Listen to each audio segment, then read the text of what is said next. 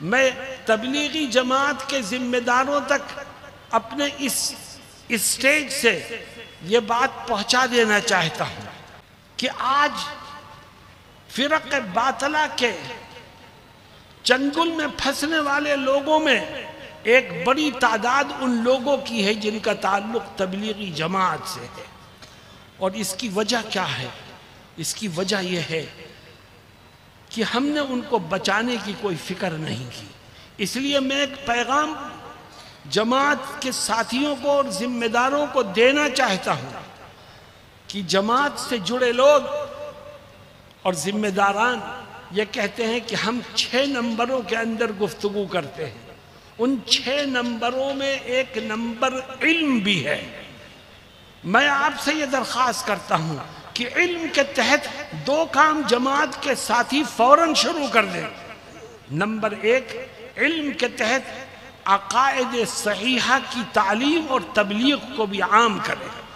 ہر جماعت سے جننے والے ساتھی کو یہ بتایا جائے کہ یہ عقیدہ صحیح ہے، یہ غلط ہے، یہ باطل ہے، یہ حق ہے، تاکہ جب وہ اپنے گھر جائے تو اسے پتا ہو کہ کون سا باطل عقیدہ ہے اور کون سا صحیح عقیدہ ہے۔ اس کو 40 دن میں، 3 دن میں، 1 مہینے میں، 4 مہینے میں اگر آپ نے عقائد کو گھول کر کے پلا دیا تو انشاءاللہ کوئی بڑے سے بڑا فتنہ بھی ان کو اپنی چنگل میں پھنسانے میں کامیاب نہیں ہو سکتا۔ اور ایک دوسرا کام ہے، 6 نمبروں میں علم موجود ہے۔ آپ ٹارگٹ بنائیے، صحیح عقائد سے امت کو روشناس کرانا ہے، اور دوسرا ٹارگٹ یہ ہو کہ ہم امت کو قرآن کریم سے جوڑنے کی بھرپور کوشش کریں گے۔ آج نہ قرآن کی تفسیر میں لوگ بیٹھ رہے ہیں، نہ قرآن کریم کے ترجمے میں لوگ بیٹھ رہے ہیں، نہ قرآن کے احکامات کو سمجھنے اور سیکھنے کا ان میں جذبہ موجود ہے۔ تو علم کا کیا مطلب؟ علم کا مرکز تو قرآن ہے، علم کی روح تو قرآن ہے۔ آج قرآن کا ترجمہ ہوتا ہے تو بہت سی جگہوں پر ہمارے وہ ساتھی جو جماعت سے جڑے ہوئے ہیں وہ ترجمے میں بیٹھنے کے بجائے باہر کی طرف نکل جاتے ہیں اور اپنی دوسری مصروفیات میں لگ جاتے ہیں۔ میرے دوستوں اور ساتھیوں، ہمارے باطل فرقے، جتنے بھی باطل فرقے موجود ہیں، ان کا سب سے پہلا نشانہ وہ طبقہ ہوتا ہے جو کسی نہ کسی شکل میں دین سے جڑا ہوا ہے، جس کے دل میں دین کی طلب موجود ہے، جو دین کی تلاش اور جستجو میں لگا ہوا ہے، وہی پہلا نشانہ ہوتا ہے۔ اگر ہم ان کو صحیح عقیدے اور قرآن کریم کی صحیح تعلیم سے آراستہ کر دیں تو انشاءاللہ فرق باطلہ کے جو پاؤں پھیل رہے ہیں وہ کمزور پڑ جائیں گے اور ان کی قوت میں کمی آئے گی۔ آج ہم ختم نبوت کے عنوان سے جمع ہیں۔ میرے دوستوں اور ساتھیوں، جس کے دل میں آقا کی محبت ہوگی وہ کسی اور کی نبوت کو برداشت کرنے کے لیے کسی قیمت پر تیار نہیں ہوگا۔ اپنے دلوں کو ٹٹولو، حضرت محمد مصطفیٰ صلی اللہ علیہ وسلم کی محبت ہے یا دل آقا کی محبت سے خالی ہے؟ حقیقت یہ ہے کہ اگر امت کے دل میں آقا کی سچی محبت پیدا ہو جائے تو فتنوں کا دروازہ خود بخود بند ہو جائے گا۔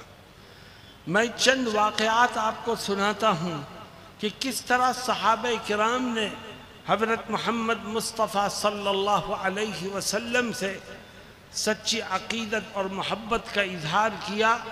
آج ہم آقا کا نام لیتے ہیں، ان کا کلمہ پڑھتے ہیں، ان سے محبت کا اظہار کرتے ہیں، لیکن ہمارا ہر کام ظاہری پیمانے پر ہوتا ہے اور دل حقیقی محبت سے خالی ہے۔ میرے دوستوں اور ساتھیوں، ایک صحابی ہیں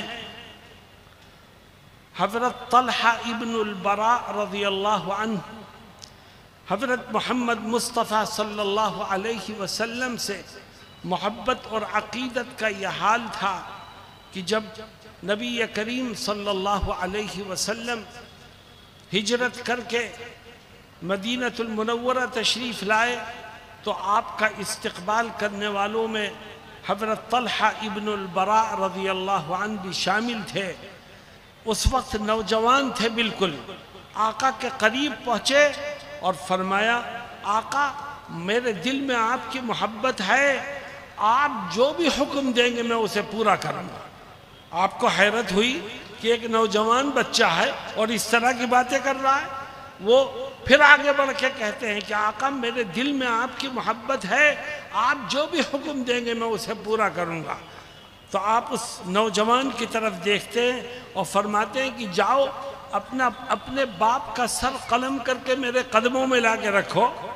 جیسے ہی آقا کا یہ حکم طلحہ ابن البراء سنتے ہیں مجمع میں گھس جاتے ہیں۔ آقا فوراً کچھ صحابہ سے کہتے ہیں کہ جاؤ اس نوجوان کو پکڑ کے لاؤ۔ لوگ پکڑ کے لے آئے تو آقا پوچھتے ہیں طلحہ کہاں گئے تھے؟ تو طلحہ کیا جواب دیتے ہیں؟ کہتے ہیں آقا میں اپنے باپ کو تلاش کر رہا تھا تاکہ اس کا سر قلم کر کے آپ کے قدموں میں لا کے رکھ دوں۔ آقا فرماتے ہیں طلحہ مجھے تمہارے باپ کا سر نہیں چاہیے، میں رشتوں کو جوڑنے کے لیے آیا ہوں، میں رشتوں کو توڑنے کے لیے نہیں آیا۔ لیکن طلحہ تمہاری محبت کا امتحان تھا، تم 101% اس امتحان میں کامیاب ہو گئے ہو۔ میرے دوستوں اور ساتھیوں، ہماری چھاتیاں آقا کی محبت سے خالی ہیں اور تختیوں پہ لے کر کے ہم محبت کا نعرہ لگاتے ہیں اور کہتے ہیں ہم سے بڑا محبت کا دعوے دار کوئی نہیں۔ ہم اپنے آپ کو بھی دھوکہ دیتے ہیں، اپنے نبی کو بھی دھوکہ دیتے ہیں، اپنے خدا کو بھی دھوکہ دیتے ہیں۔ یہی طلحہ ابن البراء رضی اللہ عنہ ہیں، بیمار ہوئے، نبی کریم صلی اللہ علیہ وسلم ان کی مزاج پرسی کو تشریف لے گئے۔ آپ نے دیکھا طلحہ بے ہوش ہے، آپ بیٹھ گئے لیکن طلحہ کو ہوش نہیں آیا۔ کچھ دیر کے بعد آپ اٹھے اور ان کے گھر والوں کو پاس بلا کے کہا کہ مجھے ایسا لگتا ہے طلحہ بچیں گے نہیں، رات میں ان کی وفات ہو جائے گی۔ اور دیکھو رات میں اگر طلحہ کی وفات ہو جائے تو ان کی موت کی خبر مجھے کرنا تاکہ میں ان کے کفن دفن میں شریک ہو سکوں۔ آپ یہ کہہ کے واپس آ گئے، رات گزر گئی، آپ کو کچھ پتہ نہیں۔ فجر میں آپ کی ملاقات طلحہ ابن البراء کے رشتہ داروں سے ہوئی۔ آپ نے پوچھا طلحہ کا کیا حال ہے؟ لوگوں نے کہا حضور رات میں ان کی وفات ہو گئی اور ہم نے ان کو غسل اور کفن دے کر کے دفنا بھی دیا۔ غصے سے آپ کا چہرہ انور سرخ ہو گیا۔ آپ نے فرمایا کہ میں نے کہا تھا کہ مجھے وفات کی خبر دینا، تم نے کیوں نہیں دی؟ میرے دوستو دیکھو محبت کسے کہتے ہیں۔ ساتھیوں نے جو جواب دیا ان کے رشتہ داروں نے، وہ دل تھام کے سننے کے قابل ہے۔ وہ فرماتے ہیں کہ اے آقا جب آپ ان کی مزاج پرسی کر کے واپس لوٹے تو آپ کے واپس آنے کے کچھ دیر کے بعد طلحہ کو ہوش آ گیا۔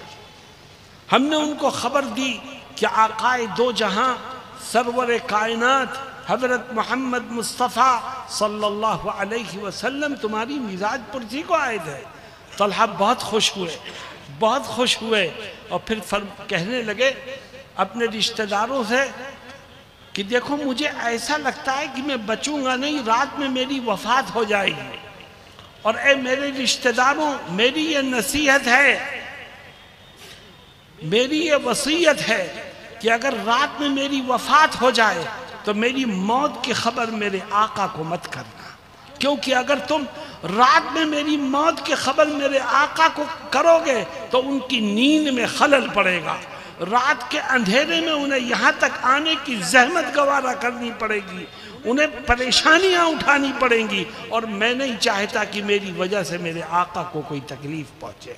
مسلمانوں اپنے دلوں میں جھانکو، آج داڑھیاں مڈوا کر کے نالیوں میں بہاتے ہو نبی کی سنتوں کو اور کہتے ہو ہمیں آقا سے محبت ہے۔ آج ہماری زندگیاں نبی کی سنتوں سے خالی ہیں، ہمارا کردار نبی کی سنتوں سے خالی، ہمارے فنکشنز اور تقاریب میں نبی کی سنتوں کو پیروں تلے روندا جاتا ہے۔ بتاؤ جو نبی کی سنتوں کو روندے اس کے دل میں نبی کی محبت کیسے ہوگی؟ اور جب دلوں میں نبی کی محبت نہیں ہوگی تو جھوٹے مدعی نبوت میں ہم بھی پھنسیں گے اور ہماری نسلیں بھی ان کے دامے فریب میں آئیں گی، ہم ان کو بچانے میں کامیاب نہیں ہو سکتے۔